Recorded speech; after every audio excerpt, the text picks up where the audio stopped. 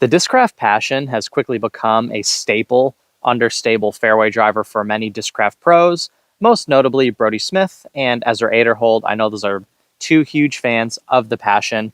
And yeah, this is one of Paige Pierce's, discs in her signature line. Comes in at an 8.5 -1-1. When the pros throw it, it hyzer flips and goes super straight. And I'm going to show you guys how it flies for a normal person today. Oh. Okay. That had a really nice early flight turn and then a nice little kind of swooping fade at the end. That was a really nice flight. Nice. Kind of powered down on that one. I think we're absolutely parked though. It was super unfortunate when Paige Pierce injured herself because although Paige hasn't been winning as much as she used to, obviously just because Kristen is so good and a lot of the other ladies in the field are getting so good, Paige still has a really, really high skill ceiling, and she's capable of coming out and shooting like a 10-20, 10-30 rated round and really putting the pressure on Kristen. And we know Kristen plays her worst when she doesn't have the lead. When Kristen comes in with a lead to a final round, she basically wins every time. But if there's someone out there who can shoot a hot round, put the pressure on her, it starts to expose a little bit more of Kristen's mistakes.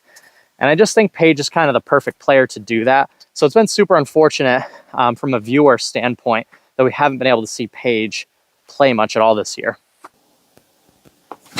Come on. Oh, Dylan, that's so bad. Bye. It's about as bad as you can throw this hole. The profile on the Passion is definitely a little bit more on the unique side. It's got this big nose bead here, which you saw in a lot of more of the old school Discraft molds. I believe the Cyclone had a very similar nose bead situation to the Passion, but this isn't really a shape you see in a lot of understable drivers. This was something they did on their more overstable drivers back in the day, like the X-Clone. So the X-Clone had a bead here and a bead here. The Passion just kind of has it on the nose bead. So it's a little bit different feel from your everyday understable fairway driver. With that being said, the Passion is definitely a unique mold to Discraft.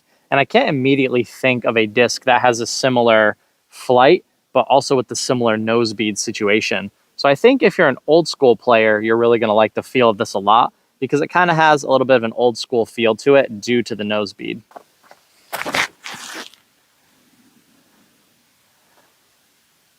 Oh, that got the world's luckiest skip. Even on powered down shots, you could see it just really wants to pick up and go straight. Like I'm throwing that pretty soft, 40-50% on a hole like this, maybe even less. And it still wanted to sort of just pick up and go straight. It's a very user-friendly and easy to throw disc. Hole 5 is probably my favorite hole in the course. I just love this uphill shot. I want to ace this one so badly. With the Passion, you can trust the stability. We're just going to go hard and slightly nose up to get us up the hill.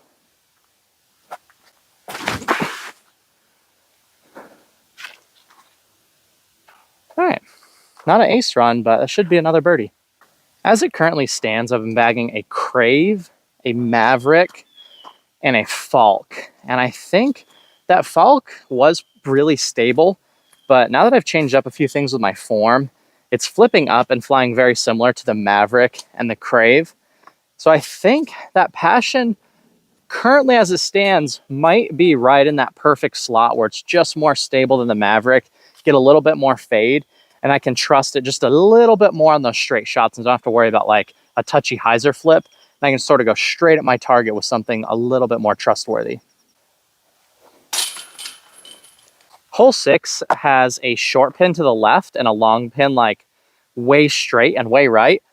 I think today we'll go to the long pin, see if I can't get a full rip through the gap, because this is the kind of disc I would throw on a backhand on this hole.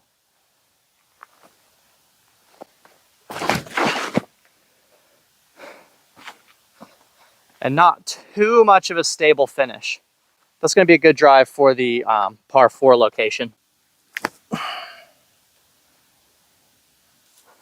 And just like that, easy, another bird for the Passion. Let's go.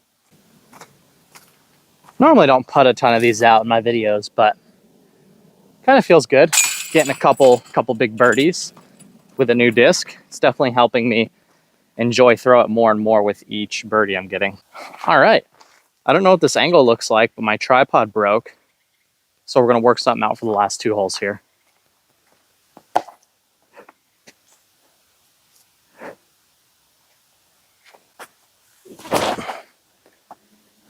I aced it. Oh.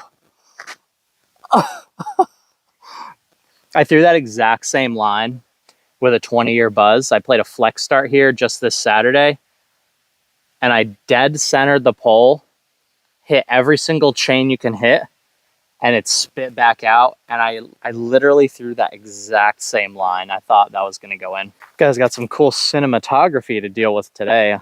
It seems like you guys are gonna be super low, but we've only got one hole left here.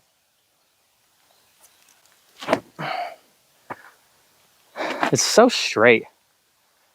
This hole requires a lot more overstable disc than that, but that being said, that's flying really nice and straight on backhand and forehand, and it's very torque resistant.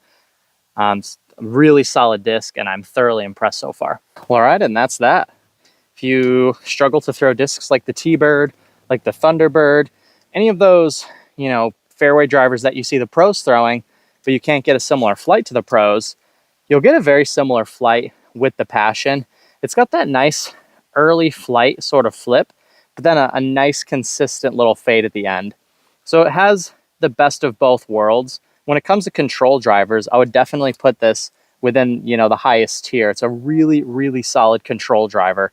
Again, if you're struggling with those Thunderbirds, those T-Birds, the Stalkers, anything like that, the Passion is gonna fit right into your bag. But anyway, comment down below. You guys are watching Iceberg TV. RIP to my tripod, and take care.